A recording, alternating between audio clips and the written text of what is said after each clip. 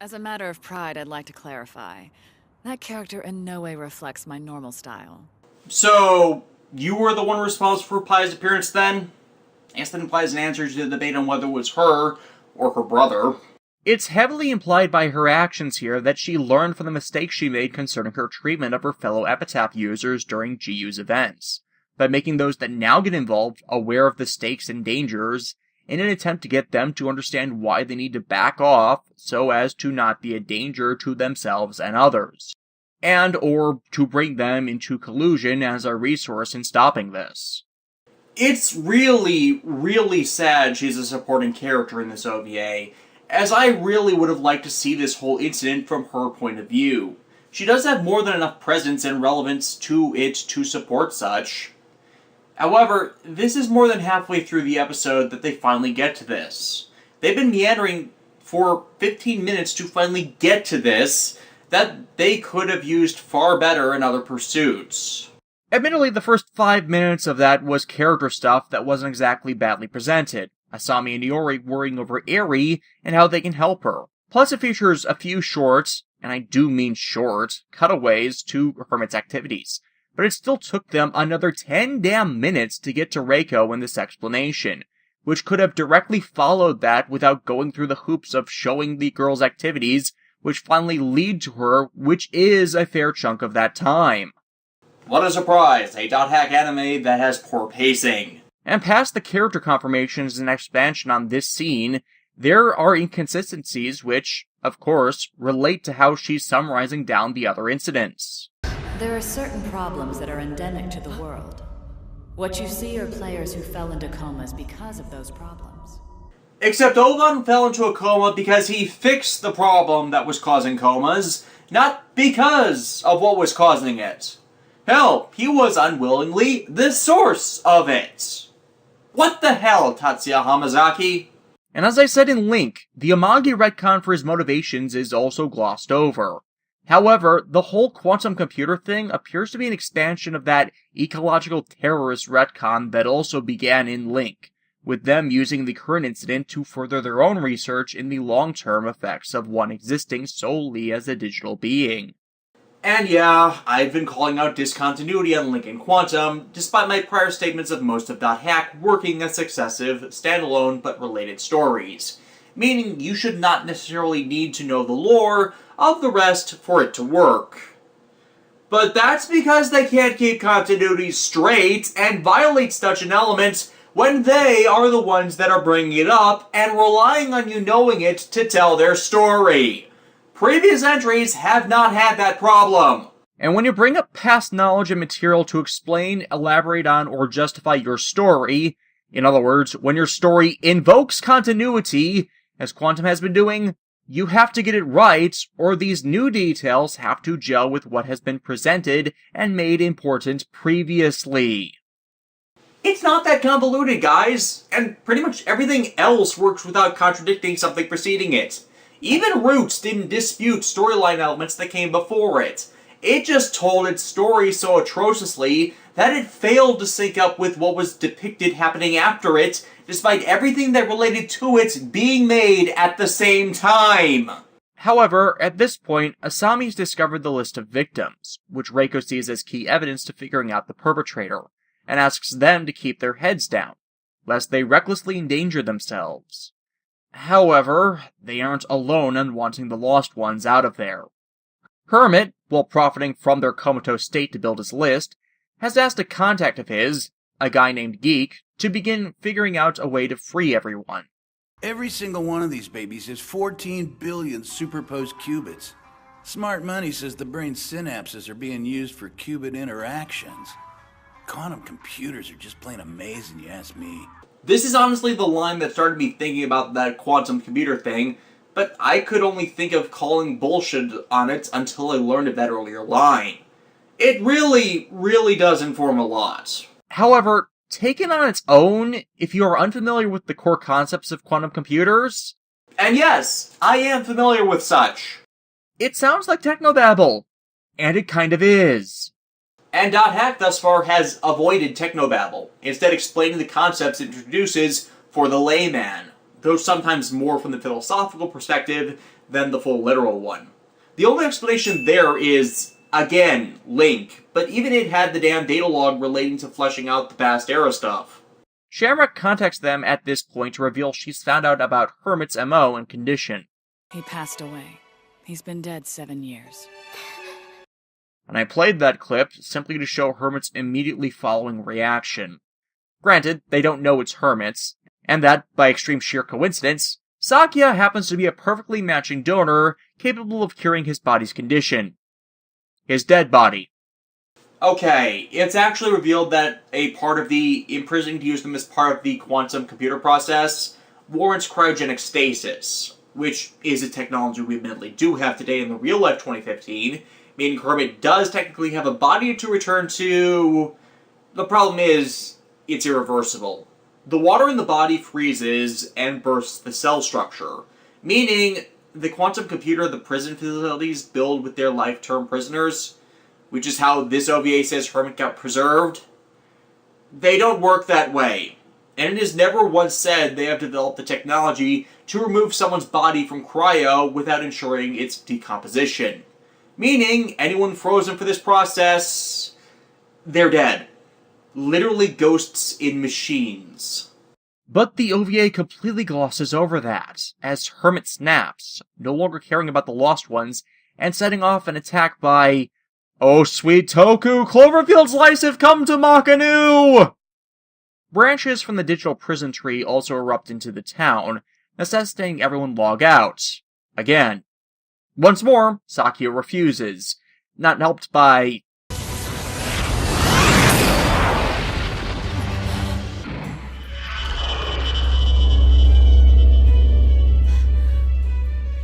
Yeah, Aeri's been turned into an enforcer unit for whatever virus is doing all of this. I have no idea how, but this Aeri entity essentially replaces Sophia at this point.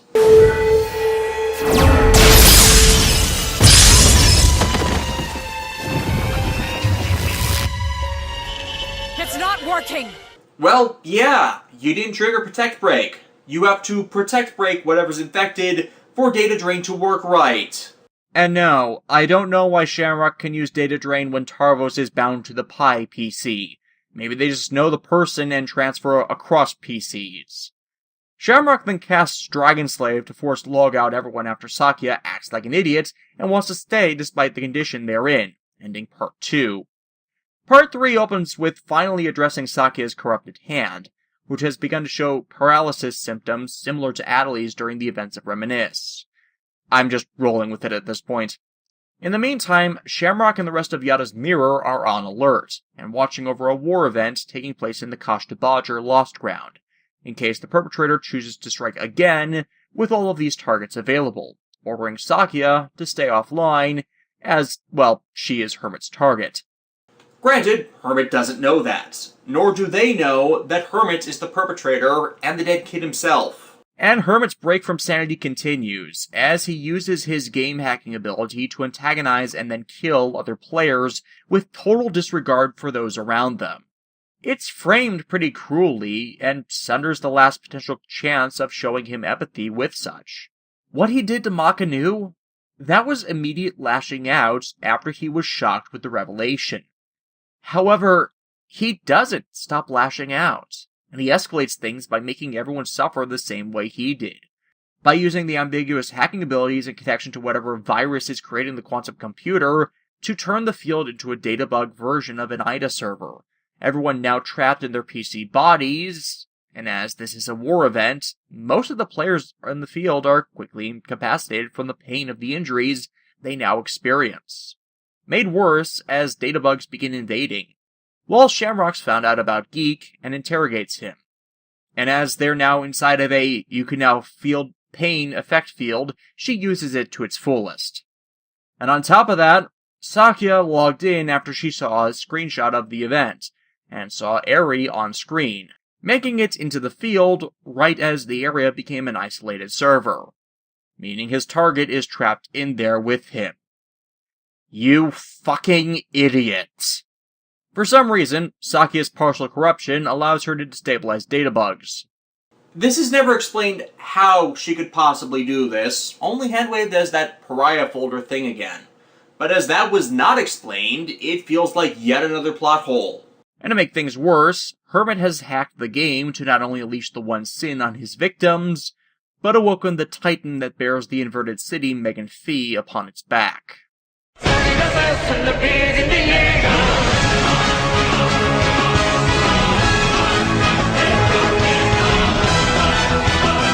And it is not happy about being stuck inside this cage they call the Morgu Barrow Walls. I set that joke up a year ago in the Rebirth reviews. Well, regardless, they are screwed, without any good way to... We'll just have to use the crest gun. The... what gun? Oh right. I completely forgot about that thing. Mainly as I thought that just a bit of R2's lore, and the visualization of it in areas just part of the graphic render. I didn't think they'd made it a physical object. The crest gun, if you've not played GU, is the weapon used to slay the old gods of R1 in R2's backstory, and Quantum graduates it to an actual location and weapon. Shamrock evacuates everyone to the cannon so as to supply it with power, and after learning of Sakia's Deus Ex Machina ability, using her to hack access to it in order to save time. However, Hermit's gotten bored with the wanton devastation and just wants Sakia there with him, which makes him concoct a plan to get her to him, by emailing her and telling her where Eri is. He says Aries and Megan Fi! Fee! Megan Fee! Fa! Fee! Foo! They! Fo! Fee! Shamrock and company stop her from being an idiot, Tobias going instead, only for her to easily be taken down and restrained, allowing her to connect the dots. Does Sakuya know the truth about me too? This is in reference to him being dead, of course, and yes she does. You were standing right there when she was told. Sakia gets free, and because she's forgotten the area words... 1. If you've been there, they should be stored in your area word directory.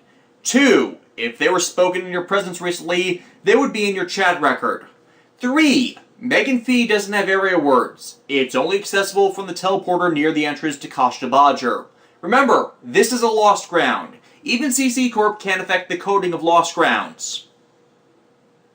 Wait, then how is Hermit even doing all of this, let alone CC Corp setting up the territory war in the area? Considering Roots also fucking did this to the same location, is this one of those rules that is established but blatantly ignored later on? I mean, the Triad signs being scarred into the Lost Ground was a significant plot point in GU because nothing was supposed to be able to affect the Lost Grounds, as CC Corp was not responsible for creating them. Doesn't anyone notice this? I feel like I'm taking crazy pills! Anyways, Sakia uses the steam blimp floating over the area to jump onto its back. And thus she encounters Hermit, who she foolishly allows to lead her into a trap, on presumption he's leading her to the bad guy. He's not a villain. I found out that he's been searching for a long time for a genetic donor to save a sick little boy. So I know he can't be a bad person. Okay, look.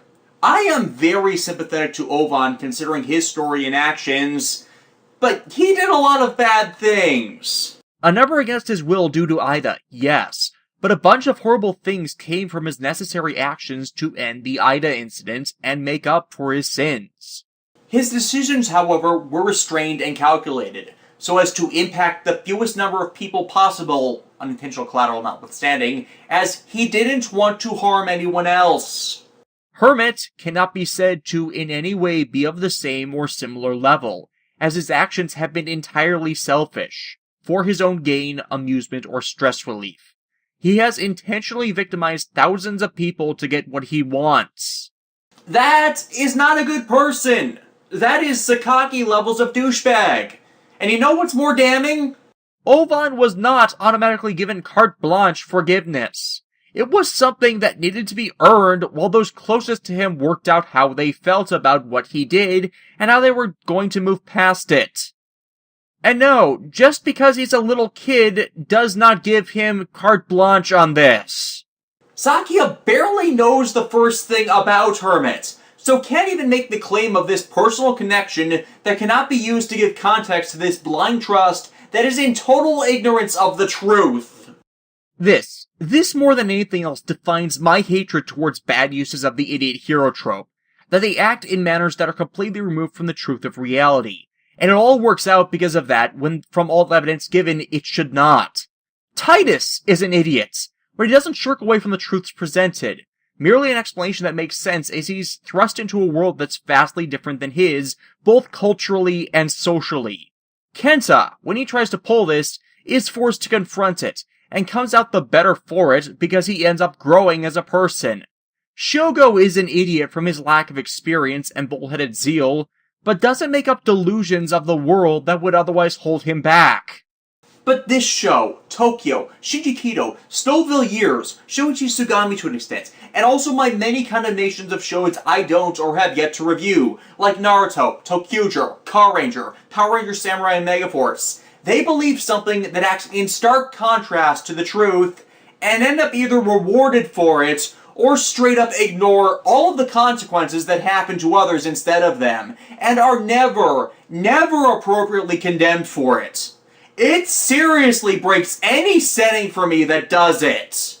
And yeah, she lets slip that she's a compatible donor, which makes the weight of his actions appear to finally hit him. But what's the point? He is dead. His body cannot be revived. There's nothing she will ever be able to donate to. And thus, now, he just wants this to all end. Erase me and end all this. Damn it, no! There has got to be some other way to fix this, Hermit! I know it's a game to everyone else, but this place has been my reality. It hurts when I get cut, and when I die. But it never stops. To keep on living when I've got no future. It's like I'm trapped in a nightmare. Hermit calls down the quantum computer prison from wherever it was.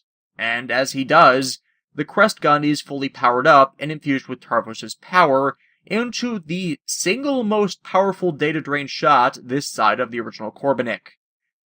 The shot rips through the Titan and destroys the quantum computer tree, freeing the Lost Ones and ending this incident with the hero of the day being Reiko Saeki. If only the OVA would acknowledge that. The girls finally take a long break from the game as the aftermath is felt from the incident, eventually learning about Hermit's cryostasis body, and gives a bunch of exposition I already did, about the prison system, someone else causing it despite Hermit being the most active instigator, except the manner it's phrased as, it kind of feels like she's lying to them. But with the false hope that Hermit's not entirely dead, Asami decides she's going to become a donor when she becomes legal age, in hopes of seeing him again. Then all four of us can play the world together. Even though that kind of advancement would likely take decades. Yeah, great note to end your OVA series on, CyberConnect, on the inevitability of death being ignored for baseless optimism. Though I'm glad it's not, the real ending being of Reiko's musings that incidents like this will continue until soul digitization technology is phased out of the mainstream. But she will stay vigilant over stopping such abuses of the world's abilities, all in the name of the brother she loved. Quantum... yeah, it's bad. An unlikable protagonist, very little explanation of what's going on, and what it does is once more contradictory to the previous series and the franchise's timeline. The sympathy for its villain is sundered quite easily as there's little presented that makes them relatable, and once again, a more interesting plotline and character are demoted to a secondary role. As a standalone story in the Dot Hack universe completely removed from all continuity, it doesn't work either, as it barely explains what it introduces. Part 2 doing the most to further that kind of exposition, but the time they spend on such could have been used to better effect. I really wish this was focused on Reiko trying to uncover the players in this most recent incident. Hell, the sundered empathy for Hermit could have been fixed had he been the focus of things. Hell, it could have been styled as two simultaneous stories. Reiko's investigation and Hermit's search that eventually results in them unintentionally inciting and then seeking to stop this incident. You could still have had Sakuya and company in there, but as part of Hermit's backstory as he comes to realize what he did was wrong, while Reiko uncovers his role in it and those who manipulated him into the desperate stakes. It could still have shown things spiraling out of control into its ultimate conclusion, but that way it doesn't make you feel like hating a kid for going to the extremes he does, simply for being in a situation that ultimately is not his fault. However, the actions he takes, he is never shown to be remorseful for them, nor bear the consequences for his actions. And as such, Sakuya's blind forgiveness just comes off more as the naivete I expect from bad uses of the idiot hero trope, based on nothing at all. Lacey is another candidate for tasting digital oblivion, as the World RX would conclude service not long after this, to say nothing of the .hack universe not having created a cure to being cryogenically frozen. So on top of unwarranted forgiveness, it's also blind, baseless optimism. This entry introduces a lot of concepts far too fast, with barely any attention paid to really explaining them, expecting you to know them already when they are the ones that are first being introduced into the series, when the older ones are given the time to elaboration and exposition. Even when not factoring in all the past continuity stuff and seeing it as solely standalone, it does not tell a good story.